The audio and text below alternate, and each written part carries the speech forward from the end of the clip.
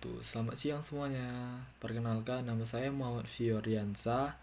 Saya dari kelas C, Prodi Teknik Informatika UIN Suska Riau.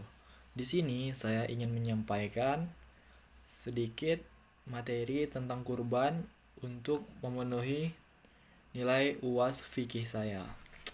Baiklah, di sini kita langsung saja. Saya akan membahas tentang materi kurban. Yang pertama, kita mulai dari pengertian kurban. Kurban berasal dari bahasa Arab, kurban, yang berarti dekat. Di dalam ajaran Islam, kurban disebut juga dengan al-udahiyah dan al-adahiyah, yang berarti binatang sembelihan, seperti unta, sapi, atau kerbau, dan kambing yang disembelih pada hari raya Idul Adha dan hari-hari tasyrik sebagai bentuk takarub atau mendekatkan diri kepada Sang Ilahi atau Allah Subhanahu wa taala. Dalam perspektif syariat fikih, kurban memiliki makna ritual, yakni menyembelih hewan ternak yang telah memenuhi kriteria tertentu dan pada waktu tertentu, yaitu pada hari nahar atau tanggal 10 Zulhijjah dan hari tasyrik tanggal 11 sampai 13 Zulhijjah. Ibadah kurban harus dengan hewan kurban seperti kambing, sapi, atau unta, dan tidak boleh diganti dengan hewan lainnya seperti uang atau beras. Menurut istilah, kurban adalah segala sesuatu yang digunakan untuk mendekatkan diri kepada Allah, baik berupa hewan, sembelihan, maupun yang lainnya. Itu terkandung dalam buku Ibrahim Anis, terbitan tahun 1972. Dalil tentang kurban. Yang pertama adalah ayat dalam Al-Quran tentang ritual kurban, antara lain Bismillahirrahmanirrahim. Fasholli lirabbika wanhar. Surat Al-Kautsar ayat 2, yang artinya, maka dirikanlah salat karena Tuhanmu dan berkurbanlah atau ansor. Sementara hadis yang berkaitan dengan kurban antara lain Bismillahirrahmanirrahim. Man wa'ad sa'atan falam yudnasi fala yanqabanna musallana.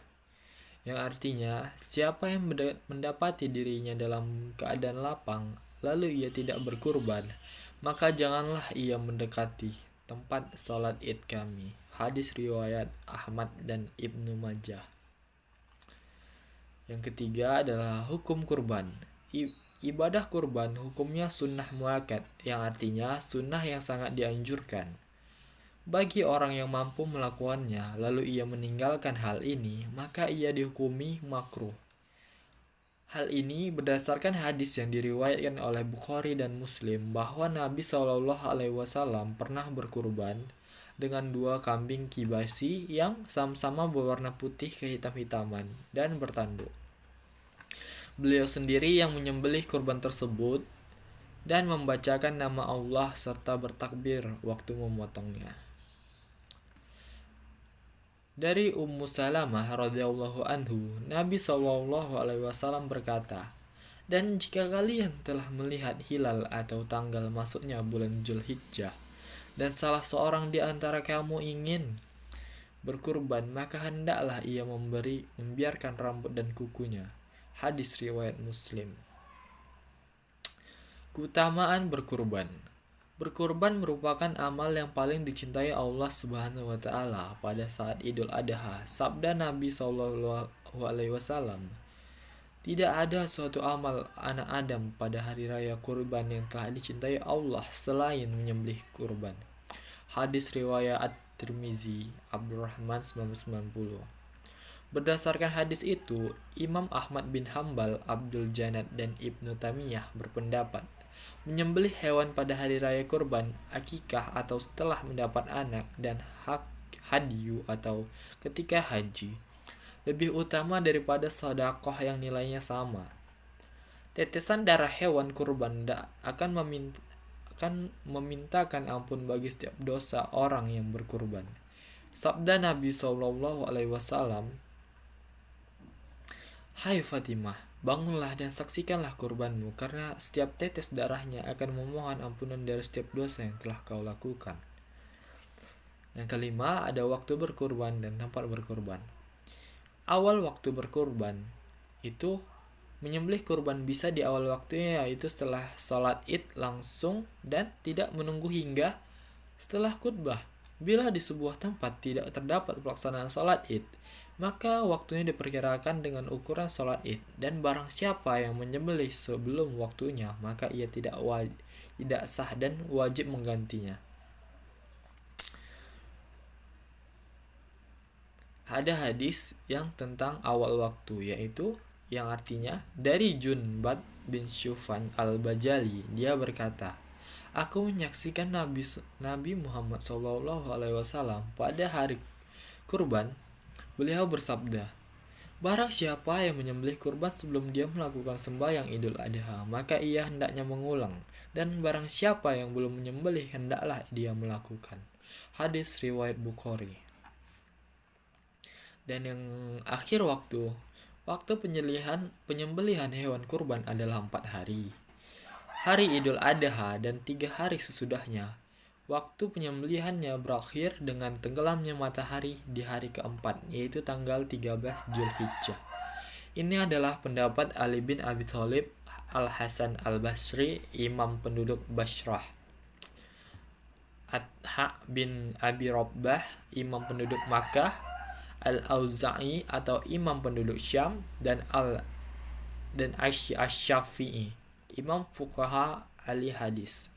Pendapat ini dipilih oleh Ibnul Munzir atau Ibnul Qayyim dalam Zabul Ma'ad sekitar 2/319 Masehi, Ibnu Tamiyah Al-Lajna An-Da'imah, dan Ibnu Utsaimin dalam Asy-Syahrul Mumti'.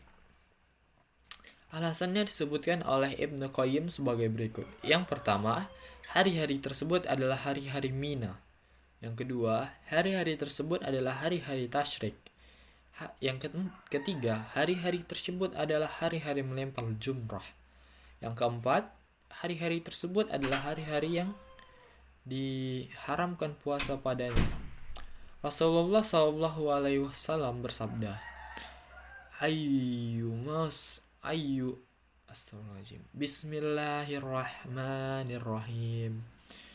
Ayyamut tasrika ayyamul aqli wa syurabi wa zikri lillahi ta'ala.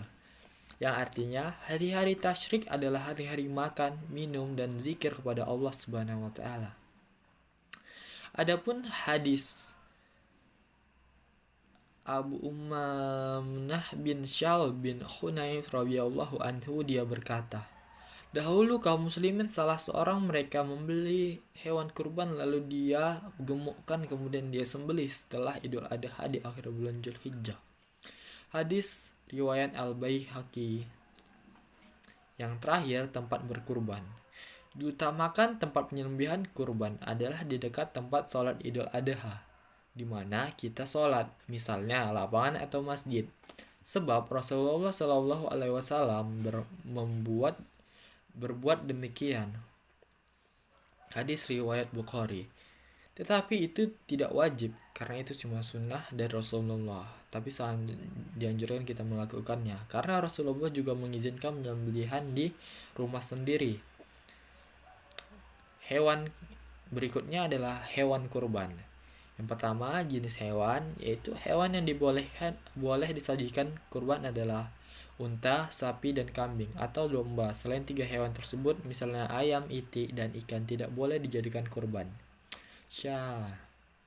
Allah Subhanahu wa Ta'ala berfirman, walikulli ummatin ja'alna mansakka liyadhkuru wasyamallahi ala ma razaqahum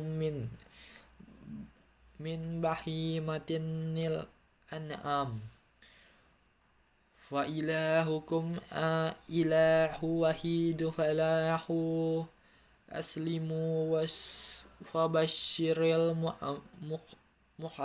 muhabitin, yang artinya, dan bagi setiap umat telah kami syariatkan penyembelihan kurban agar mereka menyebut nama Allah atas rezeki yang dikaruniakan Allah kepada mereka berupa hewan ternak. Maka Tuhanmu ialah Tuhan yang Maha Esa, karena itu berserah dirilah kepadanya dan sampaikanlah Muhammad kabar gembira kepada orang-orang yang tunduk patuh kepada Allah. Quran Surah Al-Hajj ayat 34. Yang kedua, kondisi hewan. Binatang-binatang yang tidak diperbolehkan untuk kurban. Syarat-syarat binatang untuk kurban sebagai berikut, yaitu tidak boleh cacat, yang kedua, yang penyakitnya terlihat dengan jelas. Yang ketiga, buta dan jelas terlihat kebutaannya. Yang keempat, yang sumsum tulangnya tidak ada karena kurus sekali. Yang kedua, syaratnya adalah selain binatang 5 itu, ada binatang-binatang lain yang tidak boleh untuk berkurban, yaitu hatma atau ompong gigi depannya seluruhnya. Yang kedua, asma, yaitu kulit tanduknya pecah. Yang ketiga, umya atau buta. Yang empat, taula, yang mencari makan di perkebunan tidak digembalakan. Yang kelima, jarba atau yang banyak penyakit kudisnya. Pembagian daging kurban. Disunahkan bagi orang yang berkurban memakan daging kurbannya, menghadiahkannya kepada kerabat dan menyerahkannya kepada orang-orang fakir. Rasulullah Shallallahu Alaihi Wasallam bersabda, makanlah dan berilah makan kepada fakir miskin dan simpanlah. Dalam hal ini, para ulama mengatakan yang afdal adalah memakan daging itu sepertiga dan menyedekahkannya sepertiga dan menyimpannya sepertiga. Daging kurban boleh diangkut atau dipindahkan sekalipun ke negara lain, akan tetapi tidak boleh dijual, begitu pula kulitnya. Dan tidak boleh memberi kepada tukang potong daging sebagai upah. Tukang potong berhak menerimanya sebagai imbalan kerja. Orang yang berkurban boleh bersedekah dan boleh mengambil kurbannya untuk dimanfaatkan atau dengan kata lain dimakan. Menurut Abu Hanifah bahwa boleh menjual kulitnya dengan uangnya disedekahkan atau dibelikan barang yang bermanfaat untuk dirinya atau bagian rumah tangganya. Oke, baiklah, segini saja yang bisa saya sampaikan atas materi kurban saya. Lebih dan kurang saya mohon maaf. Wassalamualaikum warahmatullahi wabarakatuh.